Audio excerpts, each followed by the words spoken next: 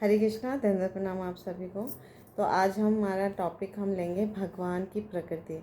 तो हम इस भौतिक जगत में बहुत सारे लोगों को ये प्रश्न पूछते देखते हैं कि प्रकृति जो है वो ही सब कुछ निर्धारित करती है और प्रकृति से ही सब कुछ हो रहा है, ये भौतिक जगत चलायमान है।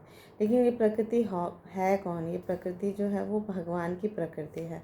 तो भगवद गीता में भी बहुत सुंदर श्लोक भगवान जी कह रहे हैं 9.10 में, मयाध्यक्षेण प्रकृति सूयते सचराचरम हेतु नानेन कौन्तेय जगत विपरिवर्तते। तो वो कहते हैं कि हे कुंतीपति, ये भौतिक जगत जो है वो मेरी शक्तियों में से एक है और मेरी अध्यक्षता में कार्य करते हैं। तो इसी से इस भौतिक प्रकृति जो मेरी शक्तियाँ हैं, है ना, इसी से सारे चर और अचर प्राणी उत्पन्न होते हैं। तो इस तरह से इसके शासन में ये जगत जो है, भौतिक जगत, भौतिक ब्रह्मांड हम जो भी देखते हैं वो बारंबार सृजित होता है और विनष्ट होता रहता है। तो हम सब जीवात्माएं हैं और हम सब भगवान के अंश हैं।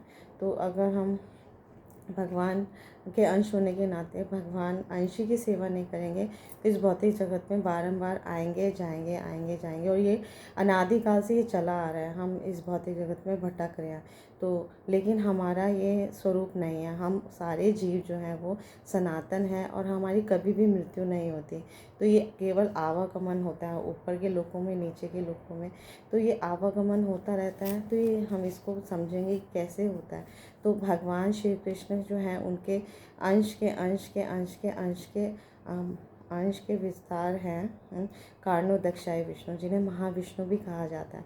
तो कार्णोदक समुद्र में ये लेटे हुए हैं और आप सभी ने चित्र भी देखा होगा। ये महाविष्णु जब कार्णोदक्ष समुद्र में लेटे हुए हैं तो उनके शरीर के हर रोम से असंख्य असीमित ब्रह्मांड निकले जा रहे हैं। और जब वो श्वास लेते हैं तो सारे ब्रह्मांड अंदर आ जाते हैं। तो एक भौतिक ब्रह्मांड जो है उसका जीवन अवधि उतना ही है जितना वो श्वास अंदर लेते हैं। तो भगवान के लिए तो बहुत ये क्षणिक है, लेकिन हमारे लिए लाखों करोड़ों अरबों खरबों वर्ष के बराबर है और हम गिन भी नहीं सकते, इतने सारे ब्रह्मांड हैं क्योंकि भगवान के पूरे शरीर सच्चिदानंद विग्रह से पूरे हर रोमकूप से अनंत कोटि ब्रह्मांड निकले जा रहे हैं और उनके श्वास से अंदर जाए जा रहे हैं। तो हम गिन नहीं सकते। तो इस तरह से हम सब भगवान विष्णु जो श्री कृष्ण के अंश हम सब उनके बेटा बेटे हैं, यानी कि पुत्र पुत्री हैं। तो इसलिए भगवान विष्णु को जगन्नाथ, जगत के नाथ कहा जाता है और वही भौतिक ब्रह्मांड के परम पिता हैं। ठीक है। तो अनंत कोटि ब्रह्मांड है।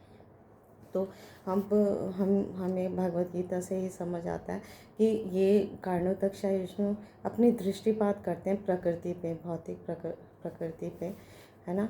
तो दृष्टिपात करने से ही ये जो भौतिक प्रकृति होती है वो क्रियाशील हो जाती है। उनकी चितवन मात्र से प्रकृति में यानी भौतिक प्रकृति में वो उनके गर्भ में जीवों को वो प्रविष्ट कराते हैं, सिर्फ इक्षण से। तो इक्षण से तो कार्णोदक्षाई विष्णु के शरीर में जितने भी जीवात्माएं सुषुप्त अवस्था में हैं वो सारे जीवों को गर्भस्थ कर देते हैं भौतिक प्रकृति में। और ये भौतिक प्रकृति माता दुर्गा जो उनकी शक्ति है, तो माता दुर्गा पे उनका ईक्षण होता है और दृष्टिपात से वो माता वो गर्भस्थ हो जाते हैं। और तो ये सब शास्त्रों में बिल्कुल डिटेल में वर्णन है। तो हम वेदांत सब पढ़ेंगे तो हमें समझ आएगा कि जैसे दुर्गा को हम माँ कहते हैं, दुर्गा माँ जो है, और लेकिन जो पिता हैं, जो परम पिता हैं, वो कार्णोदक्षाय विष्णु ही हैं। तो उनकी दृष्टिपात से ये जीव जो है वो माता के गर्भ में आ जाते हैं। तो कितनी शक्तिशाली हैं। तो वो जीव कौन से आते हैं? ये सारे जीव जो हैं भगवान के ही शरीर में थे। तो वो जब माता के गर्भ में आ जाते हैं वो सारे जीव अपनी अंतिम इच्छाओं और कर्मों के अनुसार ही विभिन्न उनको रूप मिलते हैं, योनियाँ मिलती हैं। तो इस तरह से भगवान को इस प्रत्यक्ष रूप से कोई भौतिक जगत से कोई आसक्ति नहीं है। वो केवल उन्होंने दृष्टिपात किया और प्रकृति क्रियाशील हो जाती है और फिर उसके बाद वस्तुएं, सारे जीव उत्पन्न होते हैं। तो ये इसका एक उदाहरण श्री बाबा जी समझाते हैं कि एक व्यक्ति है, वो उसके पास अगर एक फूल है तो फूल के पास अगर फूल हमारे पास है तो उसकी सुगंध हमें मिल रही है, लेकिन व्यक्ति को जो है फूल और सुगंधि दोनों अलग अलग हैं, तो इसका उसको उससे कोई संबंध नहीं है ना, व्यक्ति से भी कोई संबंध नहीं है। तो भौतिक जगत और भगवान के बीच में ऐसी संबंध है कि उन्होंने दृष्टि की और माता गर्भस्थ हो गई, और फिर भगवान को आसक्ति नहीं रहती कि भौतिक जगत में उनको कोई आसक्ति है, ना ही इस जगत से उनको कोई प्रयोजन होता है। बस वो एक उनकी दृष्टिपात से ये उत्पन्न हो रही है भौतिक जगत, है ना, और व्यवस्थित करते हैं वो। तो लेकिन परमेश्वर की अध्यक्षता में ये सारा कार्य होता है, क्योंकि प्रकृति जो है उनकी अध्यक्षता के बगैर कुछ भी नहीं कर सकती, और इसके बावजूद भी भगवान समस्त कार्यों से अलग रहते हैं, है ना। तो ब्रह्म संहिता में ब्रह्मा जी भी बहुत सुंदर श्लोका 17 में बोलते हैं, सृष्टि स्थिति प्रलय साधन शक्ति रेखा छाएव यस्य बहुनानि विभर्ति दुर्गा इक्षानुरूपमपि यस्य स चेष्टते सा गोविंदमादिपुरुषं तमहं भजामि। तो भौतिक जगत की सृष्टि स्थिति और प्रलय की साधन कारिणी चित शक्ति की छाया स्वरूपा माया शक्ति, जो कि सभी के द्वारा दुर्गा के नाम से पूजित होती है, जिनकी इच्छा के अनुसार चेष्टाएं करते हैं, उन आदि पुरुष भगवान गोविंद का मैं भजन करता हूँ। तो सभी देवी दुर्गा को, देवी माँ को सब जानते हैं, लेकिन ये नहीं जानते कि परम पिता परमेश्वर भगवान विष्णु भगवान कृष्ण है। तो हर माँ जो है वो चाहती है कि पुत्र या उनकी कोई पुत्री संतान जो है वो पिता की आज्ञा का पालन करे। तो आप सभी जानते हैं कि देवी दुर्गा परम वैष्णवी हैं, है ना। तो वो चाहते हैं कि सारे जीव जो हैं अपना अपना अगर इस भौतिक जगत में उत्पन्न हुए हैं तो अपने पिता को भूलें नहीं, विस्मरण ना करें। अगर हम भूल जाते हैं, क्योंकि माता पिता चाहते हैं कि पुत्र उनका आज्ञाकारी हो, है ना, तो वो बहुत प्रसन्न होते हैं। तो इससे क्या फ़ायदा होता है, तो हमारे आचार्यगण बताते हैं कि अगर पुत्र जो है आज्ञाकारी होगा तो उससे पिता का उसको प्रेम भी मिलेगा, धन संपत्ति जितना भी पिता के पास है ना संपत्ति है वो सब उसका उत्तराधिकारी पुत्र को ही मिलेगा, और उसके अलावा प्रेम भी मिलेगा और भगवान प्रसन्न भी होंगे। तो माता दुर्गा भी यही उम्मीद करती है, यही एक्सपेक्टेशन करती है कि सारे पुत्र पुत्रियाँ, सारी जीवात्माएं जो हैं वो पिता को जाने समझे प्रेम करें, और ये प्रेम जो है सबके हृदय में सुषुप्त अवस्था में है।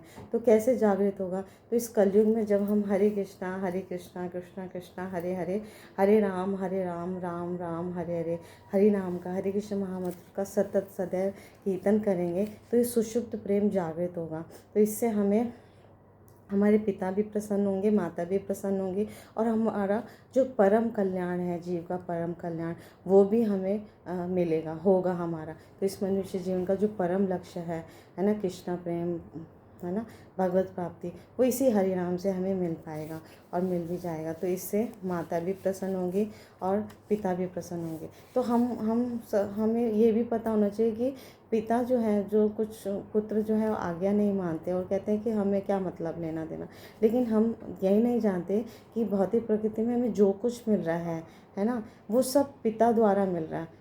जैसे अगर 2-4 मिनट आप सांस रोक के देखो, क्या आप बिना सांस के रह सकते हो? ये ऑक्सीजन, ये सूर्य की धूप, है ना, ये हवा पानी, सब कुछ जो मिल रहा है वो सब भगवान फ्री सप्लाई कर रहे हैं, और ये सब जीवों का भरण पोषण, तो उनका भी भरण पोषण करें जो भक्ति नहीं करें। लेकिन भगवान प्रसन्न किससे होते हैं? भक्तों से होते हैं, और फिर उनको प्रसन्न होते हैं तो उनको अपना संपत्ति यानी कि उनको ऐश्वर्य भी देते हैं, सुख भी देते हैं, और आध्यात्मिक जीवन यानी कि भगवत धाम दे देते हैं, जहाँ पर शाश्वत सुख है, परम सुख है। तो अगर भगवान हमारे से प्रसन्न हो गए तो कुछ भी जीवन में शेष नहीं रह पाएगा।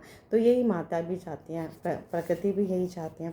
तो अगर नहीं ऐसा कोई जीव नहीं करता, तो शास्त्रों में प्रेम विवर्त पुराण में बहुत सुंदर श्लोक है जो बहुत आपको लगेगा कि अगर माता का कहना हम नहीं माने या माता के विरुद्ध चलें, तो कृष्ण बहिर्मुख हैया भोग वांछा करे, निकटस्थ माया तारे झापटिया तरे। तो ये प्रकृति जो है ना, भौतिक प्रकृति भगवान की माया प्रकृति है। अगर कृष्ण की सेवा नहीं करेंगे तो माया अपनी सेवा करवाएगी, और फिर उसको जीव को बहुत प्रताड़ना भी देगी, मार मार के बहिर्मुख जीवों को कृष्ण के उन्मुख करेगी, है ना। तो आप देखते ही हो कि इस भौतिक जगत में कितने कष्ट हैं, है ना। और अगर कोई कहता है कि हमें तो बहुत सुख है, हम तो बहुत ऐश करते हैं, है ना। खाओ पियो ऐश करो, कुछ लोग ऐसा बोलते हैं। लेकिन अगर वो ये भी लाइन बोल रहे हैं तब भी जन्म मृत्यु जरा व्याधि जो है वो बहुत घोरतम कष्ट है। आप थोड़ा सा विचार करके देखें तो ये जन्म मृत्यु जरा व्याधि का ही दुख अपने आप में बहुत भयानक है। तो इसलिए हमें इस जन्म मृत्यु जरा व्याधि, जैसे जन्म के समय माता के घर में शिशु होता है तो उसको भी इतना ही कष्ट होता है जितना माँ को होता है ना।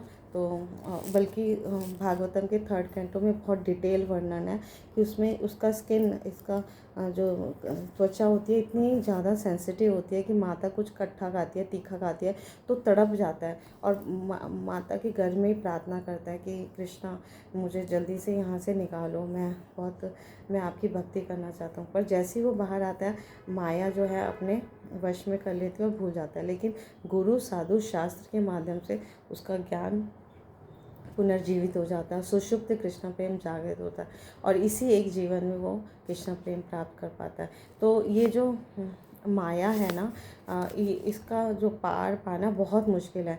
अध्याय भगवद गीता का 7.14 श्लोका में भगवान श्री कृष्ण कहते हैं, दैवी ही ऐशा गुणमयी मम माया दुरतया मामेव ये प्रपद्यन्ते माया मृताम तरन्ति थे।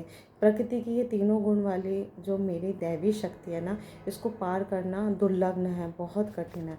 पर जो मेरे शरणागत हो जाते हैं वे सरलता से इसे पार कर जाते हैं। तो भौतिक शक्ति जो है वो भगवान की इच्छा से कार्य करती है, जिसे लाभ पाना दुर्लभ है, मतलब सुदुर्लभ है।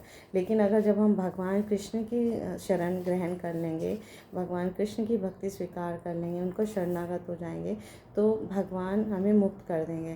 क्योंकि सारे जीव हैं वो भगवान को बहुत प्रिय हैं, परम प्रिय हैं। तो निष्ठुर माया के बंधन से सिर्फ एकमात्र भगवान ही हमें निकाल सकते हैं। तो हमें इसलिए उनकी शरण ग्रहण करना चाहिए।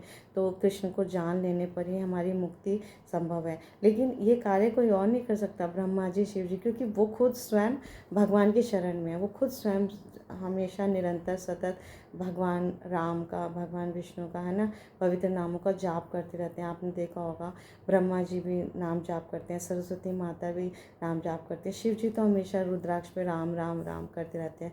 रामायण, महाभारत और महाभागवत कथा चर्चा करते ही रहते हैं भगवान कृष्ण की। और अनेक जगहों पे ब्रह्मा जी, शिव जी, उनकी स्तुतियाँ हैं, भागवतम में आप पढ़ेंगे और जानेंगे, है ना। तो हमें समझ आता है, तो हमें उन्हीं को फॉलो करना है।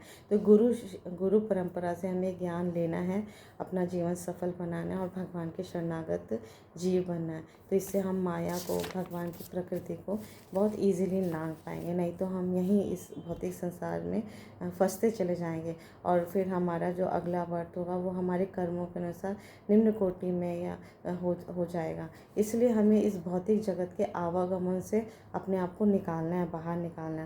और ये आवागमन आज से नहीं, अनादिकाल से चला आ रहा है। इसका एक छोटा सा एग्जाम्पल मिलता है भागवतम में।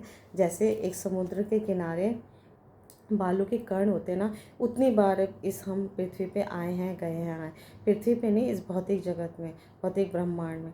लेकिन अगर इस जीवन में हमें भगवान कृष्ण का हमें जानकारी, ज्ञान मिल जाता है गुरु से, साधु से, शास्त्रों से, तो हम बहुत सौभाग्यशाली हैं।